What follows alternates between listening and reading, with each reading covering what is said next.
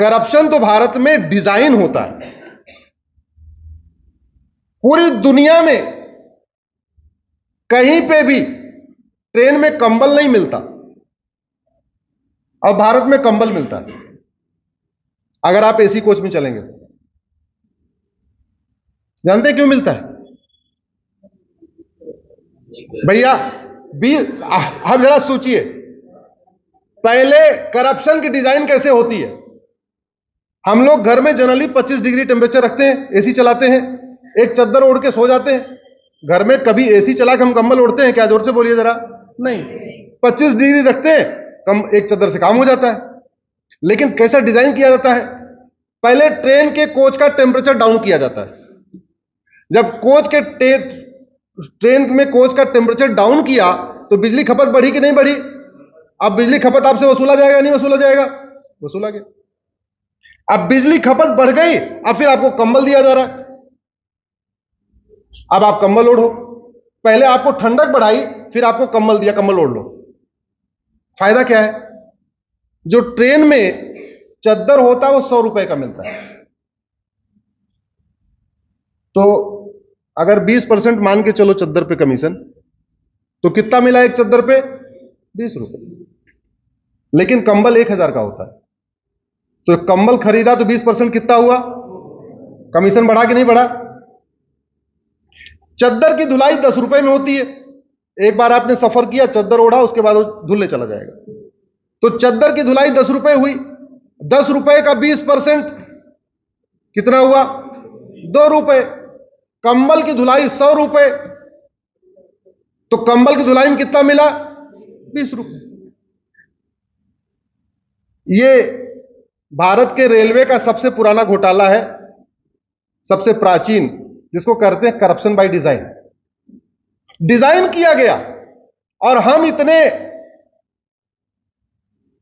बुद्धिमान हैं, अपना दिमाग ही नहीं लगाते कि यार घर में तो हम एसी चलाते हैं तो चद्दर ओढ़ के रहते हैं, ये हमको ट्रेन में काहे लिए ठंडा दिया? पहले ठंडक दी जाती फिर कंबल दिया जाता। कंबल की जरूरत है क्या ट्रेन में? जोर से बोलिए। दूसरा, जैसे पूरे देश में दिल्ली में डीडीए है, ऐसे गाजियाबाद में जीडीए है, हरियाणा में हुड्डा है, कानपुर में केडीए है, इलाहाबाद में एडीए है, लखनऊ में एलडीए है, जयपुर में जेडीए है, ऐसे पूरे देश में है ना। आप ध्यान देना, इनका जो फ्लैट होगा बिना उसको मॉडिफाई कराए आप रह ही नहीं सकते हो। या तो लंबाई ज्यादा होगी, या तो चौड़ाई ज्यादा होगी, या तो बालकनी एक्सेस बड़ी होगी, या बालकनी एक्सेस छोटी होगी, या किचन ज्यादा लंबा होगा या ज्यादा चौड़ा होगा, या कोने पे कुछ ऐसा कर देंगे, कुछ न कुछ ऐसा कर देंगे कि आपको उस पर हथौड़ा मरवाना पड़ेगा। यह करप्शन बाय डिजाइन का दूसरा एग्जांपल आपको दे रहा हूं। दूसरा डिजाइन क्यों है? क्योंकि यह आपको 99 ईयर की लीज पे मिलता है। पूरे देश में जो फ्लैट होते हैं, डीडीए, जेडीए, एमडीए, हुड्डा जो भी है, 99 की लीज पे मिलते हैं।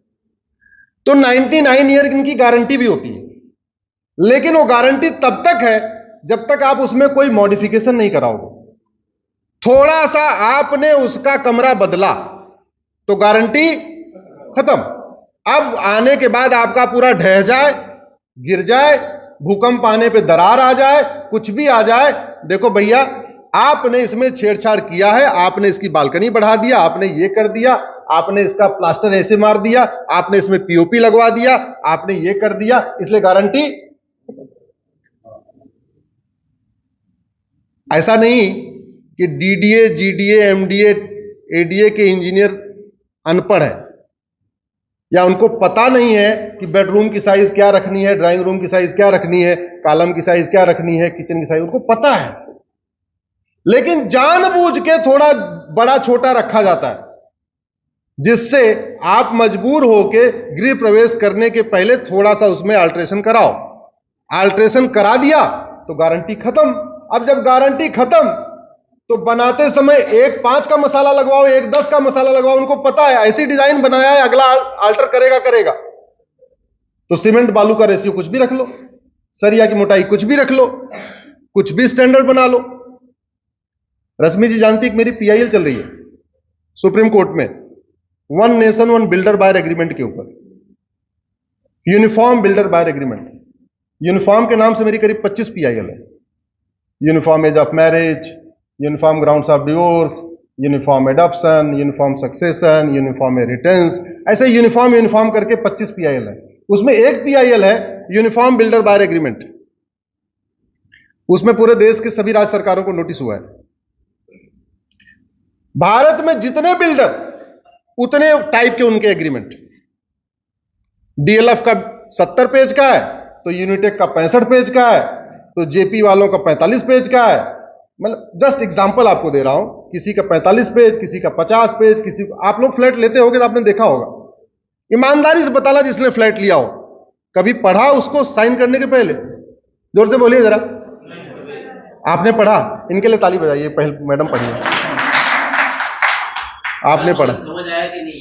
ये बड़ी समझ आया, लेकिन उसको बदला नहीं जाता। वो बदलते नहीं। हाँ, मैंने फिर मेरे पास बेंगलोर से 2-3 केस आए, उसमें मैंने देखा तो मैंने कहा चलो आपका केस तो प्राइवेट अलग करूंगा, एक मैंने PIL भी करता हूं कि देश में one nation one builder buyer agreement है।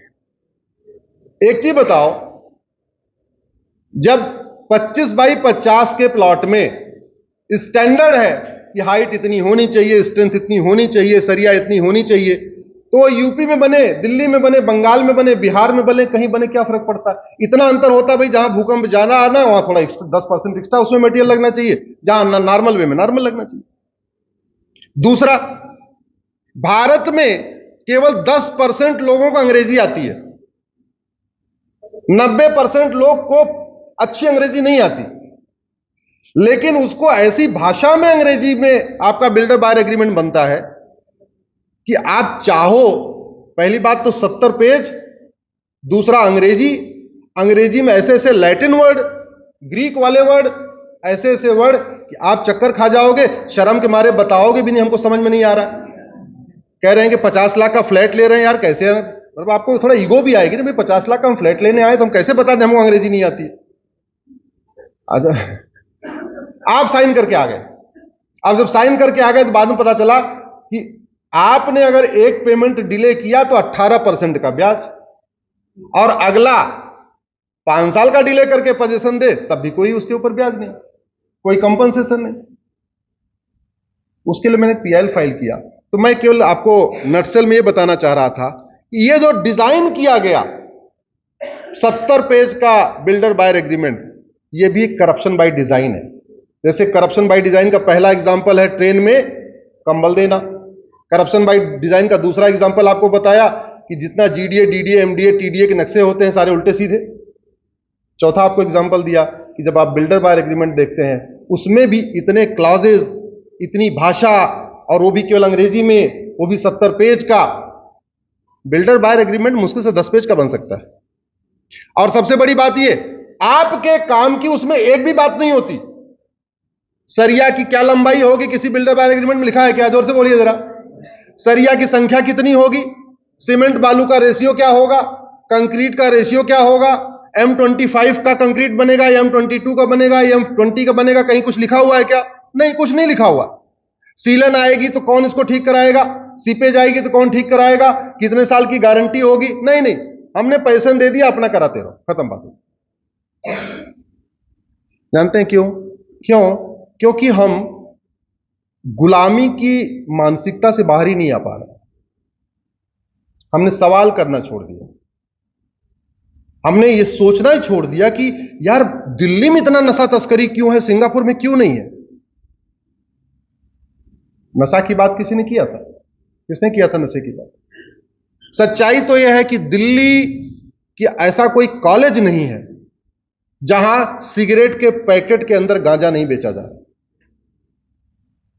इसका मूल कारण भी करप्शन है, इसका मूल कारण भी घटिया कानून है। आप गूगल करना, सिंगापुर गांजा 900 ग्राम, इतना आप गूगल करना। 2 महीने पहले 900 ग्राम गांजा मिलने पे सिंगापुर में एक व्यक्ति को फांसी हुई है। आपने किसी ने किया होगा तो देखा होगा, या जो हमारे सोशल मीडिया से कनेक्टेड होंगे उनको मैंने ट्वीट किया था। 900 ग्राम गांजा मिलने पे फांसी। दिल्ली में 9-9 कुंटल गांजा मिलने वालों को कभी फांसी हुई क्या? हुई? नहीं हुई। अब आप ये बताओ, गांजे की सजा 3 से 7 साल और गांजे की सजा आजीवन कारावास फांसी, इस कानून को बदलने में कोई लागत आएगी क्या? कोई लागत है? मैं इसलिए कह रहा हूं, भारत की 80% समस्याओं का समाधान बिना 1 पैसे के इन्वेस्टमेंट के हो सकता है। 80% समस्याओं का समाधान बिना 1 पैसे के इन्वेस्टमेंट के हो सकता है। सड़क बनाने की लागत होती है, हॉस्पिटल बनाने की लागत होती है, पुल बनाने का लागत होता है, एयरपोर्ट बनाने की लागत, सब चीज की लागत होती है। कानून की कोई लागत नहीं होती है। और हम हर चीज में जहां पैसा खर्च होता है उसको कंपेयर भी करते हैं।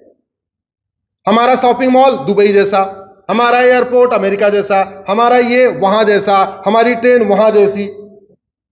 पता नहीं कानूनों में हम कंपेयर क्यों नहीं करते कि हमारा नशा तस्करी वाला कानून सिंगापुर जैसा क्यों नहीं है, हमारा चेन स्नेचिंग करने वाला, मोबाइल स्नेचिंग करने वाला दुबई जैसा क्यों नहीं है, हमारा चिट फंड वाला थाईलैंड जैसा क्यों नहीं है। आप लोगों के पास एसएमएस आते रहते होंगे, भैया आपकी लॉटरी निकल गई, इस पे क्लिक करो, इतने हजार, ऐसे करके एसएमएस आते रहते होंगे। अनवांटेड कॉल भी खूब आती नहीं अनवांटेड कॉल। मुझे तो आश्चर्य हुआ, एक दिन मुझे एक रिटायर्ड जज ने बोला हाई कोर्ट के, अश्विनी जी अनवांटेड कॉल रोकने के लिए एक पीआईएल कर दो। मैंने कहा सर अभी आप रिटायर कुछ ही दिन पहले हुए हो, सुओ मोटो एक्शन ले लेते, एक पीआईएल लॉन्च कर लेते, सुओ मोटो नोटिस कर देते, हो गया होता है। ये भी काम हमारे लिए छोड़ रखा हुआ है, ये भी मैं पीआईएल कर दूं कि अनवांटेड कॉल ना है। टर्की में एक व्यक्ति ने एसएमएस भेज के एक व्यक्ति का बैंक अकाउंट हैक किया, 338 साल की सजा हुई है, 338 ईयर्स। आप सोच रहे होंगे इतना आदमी जिंदा नहीं होता। हां जिंदा नहीं होता, लेकिन दिमाग में टेरर क्रिएट करने के लिए लंबी लंबी सजाएं होती हैं। आदमी की उम्र तो 100 साल है, 80 साल है, मर जाएगा, लेकिन वहां पे अपराध के रेशियो में वो चलता है, जितना बड़ा अपराध उतनी लंबी सजा। ऐसी ही और वीडियो को देखने के लिए चैनल को सब्सक्राइब कीजिए, वीडियो को लाइक कीजिए, कमेंट कीजिए और शेयर कीजिए।